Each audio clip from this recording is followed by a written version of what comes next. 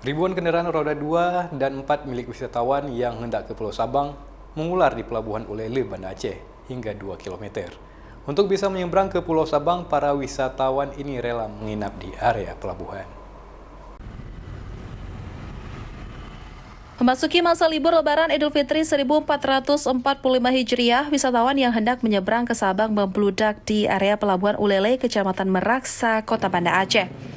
Antrian panjang hingga 2 km kendaraan roda 2 dan 4 sudah terjadi sejak H+2 Lebaran dan didominasi wisatawan dari Sumatera Utara yang hendak bermain ke pulau paling barat Indonesia, terlihat dari plat kendaraan yang digunakan.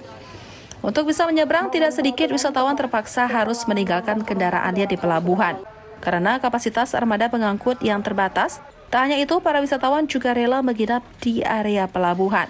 Udah 2 hari. 2 hari? Mau kemana? Mau ke Pulau Aceh dulu, terus ke Sabang. Antriannya 2 hari? Ya. Oke. Kakak ngapain ke Sabang? Main-main. Wisata ya? Wisata. Abang sudah berapa lama di pelabuhan? Oh, dari malam bang, dari jam 10 malam. Udah dapat tiket? Ini lagi dibeli tiketnya. Oke. Abang mau kemana nih? Ini mau ke Sabang. Sama keluarga? Iya, sama keluarga. Liburan? Iya.